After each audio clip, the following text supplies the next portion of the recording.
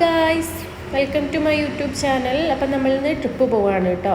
കല്യാണം കഴിഞ്ഞിട്ടുള്ള ആദ്യത്തെ ട്രിപ്പാണ്. അപ്പോൾ ബാക്കിയുള്ള വിശേഷങ്ങളൊക്കെ നമുക്ക് വീഡിയോയിൽ കാണാം. അപ്പോൾ ഓക്കേ.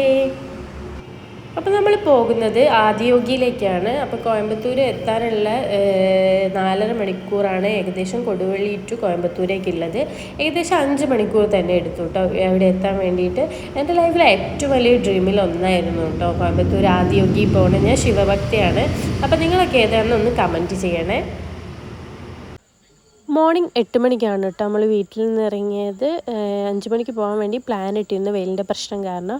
പക്ഷെ നൈറ്റ് ഉറങ്ങാൻ കുറച്ച് ലേറ്റായി. അപ്പം ബൈക്കിലാണല്ലോ യാത്ര, അപ്പോൾ ബുദ്ധിമുട്ടൊന്നും ഉണ്ടാവണ്ടെന്ന് വിചാരിച്ചു നമ്മൾ കുറച്ച് ലേറ്റായിട്ടാണ് ഇറങ്ങിയത്. കല്യാണം കഴിഞ്ഞിട്ടുള്ള ആദ്യത്തെ ട്രിപ്പൊന്നുമല്ല, പക്ഷേ കല്യാണം കഴിഞ്ഞിട്ട് ചെറിയ ചെറിയ സ്ഥലത്തേക്ക് ഞങ്ങൾ പോയിട്ടുണ്ട്. പക്ഷേ ബൈക്കിൽ ഇത് ആദ്യമായിട്ടാണ് ഇത്ര ലോങ് ഞങ്ങൾ പോകുന്നത്. ഏകദേശം 10 മണിയൊക്കെ ആവാനായപ്പോൾ നമ്മൾ പാലക്കാട് എത്താനായിരുന്നു. അപ്പോൾ അവിടുത്തെ ഒരു ഹോട്ടലിൽ കയറി നമ്മൾ ഫുഡൊക്കെ കഴിച്ചു കേട്ടോ. മോർണിംഗ് ഒന്നും കഴിച്ചിട്ടുണ്ടായിരുന്നില്ല, അപ്പോൾ അവിടുന്ന് കഴിക്കാമെന്ന് വിചാരിച്ചു. കാരണം ഇനി അങ്ങോട്ട് പോവുകയാണെങ്കിൽ നമുക്ക് എത്രത്തോളം ടേസ്റ്റി ഫുഡ് കിട്ടുന്നു, നമുക്ക് എത്രത്തോളം അത് ഇഷ്ടപ്പെടുന്നു നമുക്ക് അറിയാത്തതുകൊണ്ട് ഒരു ഹോട്ടലിൽ കയറി ഫുഡൊക്കെ കഴിച്ചു കേട്ടോ. അവിടുത്തെ ഫുഡൊക്കെ അടിപൊളിയായിരുന്നു.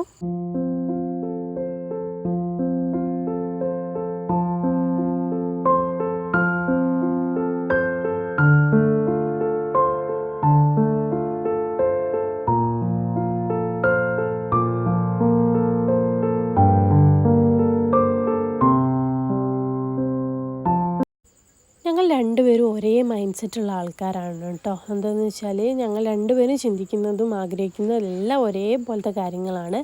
ഇത് തന്നെ ഞങ്ങൾ ഫാമിലിയിലുള്ള എല്ലാവരും ഞങ്ങളോട് വേണ്ട, ഈ വെയിലത്ത് പോകണ്ട, അങ്ങനത്തെ കുറച്ച് കാര്യങ്ങൾ ഞങ്ങൾ പറഞ്ഞിരുന്നു. പക്ഷെ ഞങ്ങൾക്ക് ഭയങ്കര എക്സൈറ്റ്മെൻ്റ് ആയിട്ടും ബൈക്കിൽ കോയമ്പത്തൂർ വരെ പോകുക എന്നുള്ളത് രണ്ടുപേരും കൂടി. അപ്പം ഞങ്ങൾ എന്തായാലും പോയേ തീരുള്ളൂ, അങ്ങനത്തെ ഒരു വാശിയിൽ തന്നെയായിരുന്നു. അപ്പോൾ നമ്മൾ ഏകദേശം 12 മണിയൊക്കെ ആയപ്പോൾ കോയമ്പത്തൂർ എത്താനായി. ഇനി ഒരു 19 കിലോമീറ്റർ കൂടിയാണുള്ളത്, ഏകദേശം ഹാഫ് അവർ കൂടി. പക്ഷേ ഹാഫ് അവർ കഴിഞ്ഞ് അതിന് ശേഷം നമുക്ക് കോയമ്പത്തൂർ എത്തിയതിന് ശേഷം നമുക്ക് ആദിയോഗിയിലേക്ക് 21 കിലോമീറ്റർ കൂടി ഉണ്ട്. പിന്നെ നമ്മൾ നൊങ്കൊക്കെ കഴിച്ചു കേട്ടോ. നൊങ്കിന്ന് തന്നെയല്ലേ എല്ലാവരും പറയുക. ഇതൊക്കെ കഴിച്ചു. ഇതും എൻ്റെ ലൈഫിലെ ഫസ്റ്റ് ടൈം ആണ് കേട്ടോ ഞാൻ കഴിക്കുന്നത്. അങ്ങനെ ഉച്ചയ്ക്ക് 1:15 ആയപ്പോൾ നമ്മൾ ആദിയോഗിയിലെത്തി. ആദിയോഗിയുടെ അടുത്ത് തന്നെയാണ് നമ്മൾ റൂമൊക്കെ എടുത്തത്. IN റെസിഡൻസിയിലാണ് റൂം എടുത്തത്. അവിടെ ഭയങ്കര ചൂടാണ് കേട്ടോ, പക്ഷേ റൂമിൽ AC ഒക്കെ ഉണ്ട്, പ്രശ്നമൊന്നുമില്ല. ഇതാണ് കേട്ടോ room.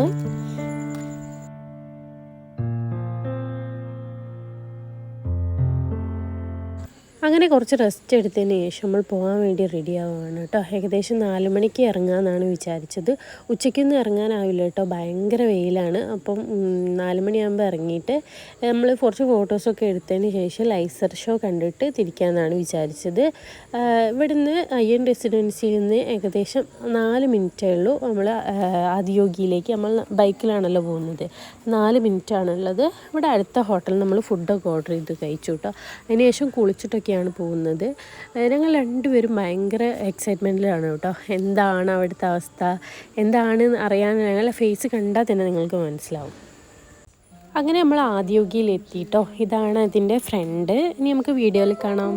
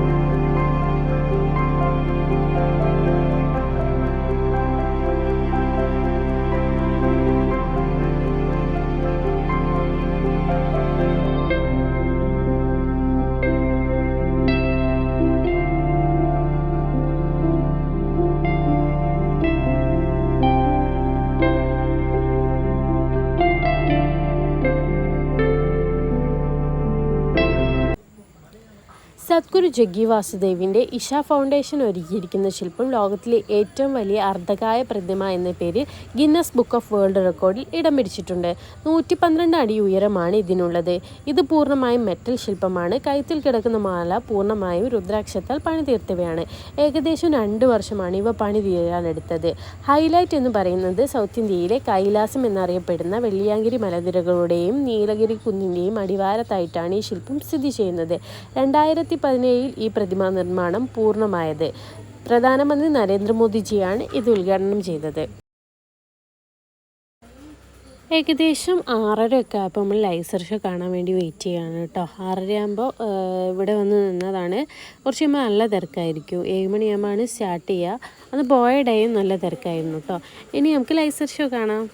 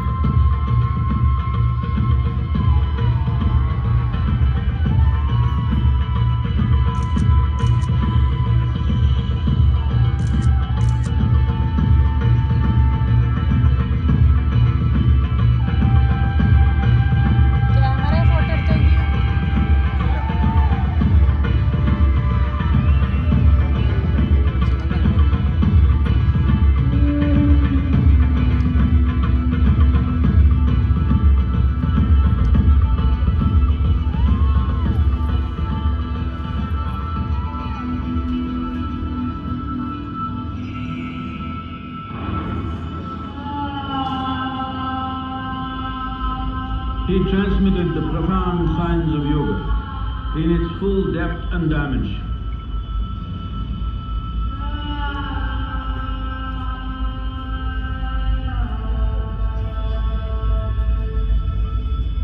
He expounded 112 methods of attainment, offering his disciples access to the deepest innards of creation.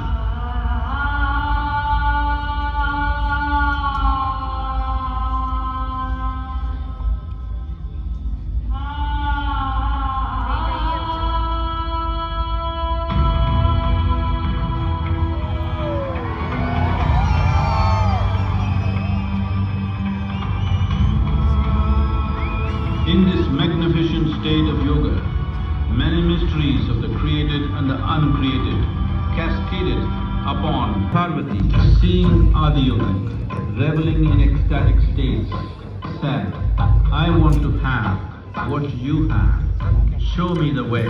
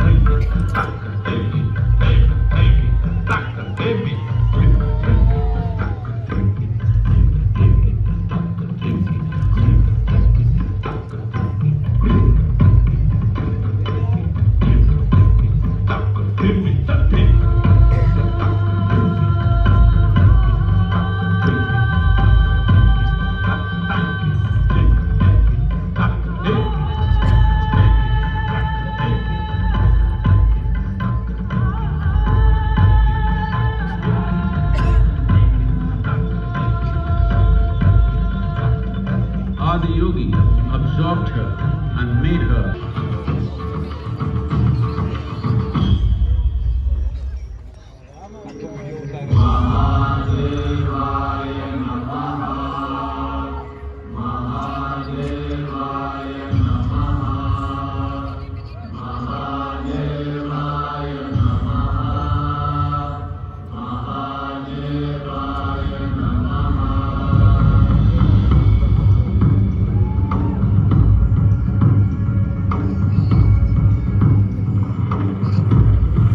Seven sages, the Saptarishis, took the sacred science of yoga in all its forms to human habitations across the planet, which turned into crucibles of civilization.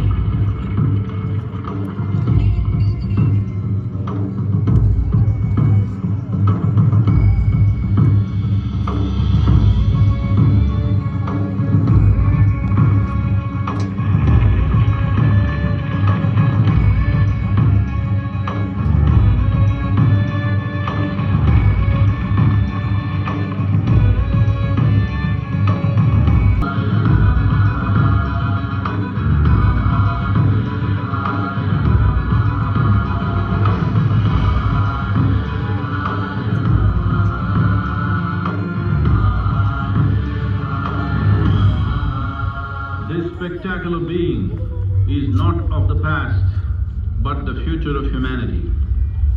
To move humanity from hallucinations of ups and downs to nameless ecstasies of one's interiority. Mahadevaya Namaha. Mahadevaya Namaha. Mahadevaya Namaha.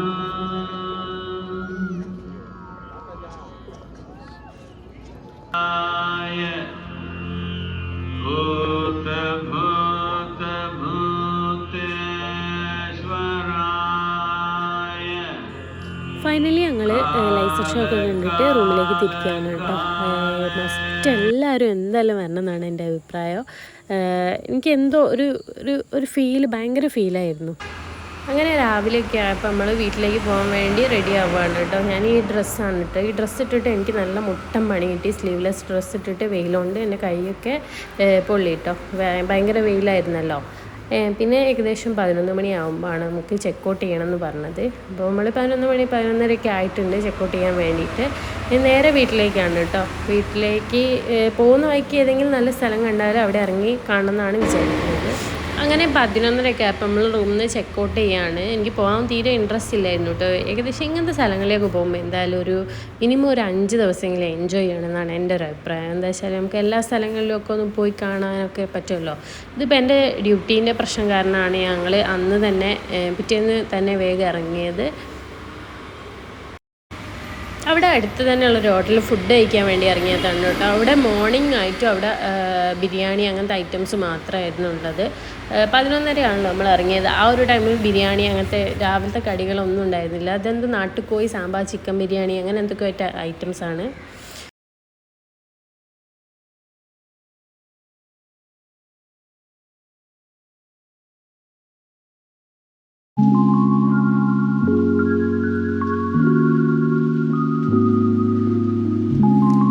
Dhoni echo പാർക്കിൽ പോയിരുന്നു കേട്ടോ. അവിടെ closed ആയിരുന്നു. അപ്പോൾ ഞങ്ങൾ വീട്ടിലേക്ക് തന്നെ പോവാണ് കേട്ടോ. ഭയങ്കര സങ്കടമായി, കാരണം പാലക്കാട് നിന്ന് കുറച്ച് ഉള്ളോട്ട് പോകാനുണ്ട്. ഈ വെയിലത്ത് അവിടെ വരെ പോയിട്ട് അവിടെ ക്ലോസ്ഡ് ആയതുകൊണ്ട് ഭയങ്കര വിഷമമൊക്കെ ഉണ്ടായിരുന്നു. അവിടെ നല്ല അറ്റ്മോസ്ഫിയർ ആയിരുന്നു കേട്ടോ. അങ്ങനെ ഏകദേശം ഒരു 7 മണിയൊക്കെ ആയപ്പോൾ നമ്മളെ നാട്ടിലെത്തിയിട്ട് ഭയങ്കര സന്തോഷമായിരുന്നു. പോയതും സന്തോഷം തന്നെയായിരുന്നു കേട്ടോ. പക്ഷെ നമ്മൾ നാട്ടിലെത്തുമ്പോൾ വേറെ സന്തോഷമാണല്ലോ. അപ്പോൾ ഇത്രയേ ഉള്ളൂ. Okay, by.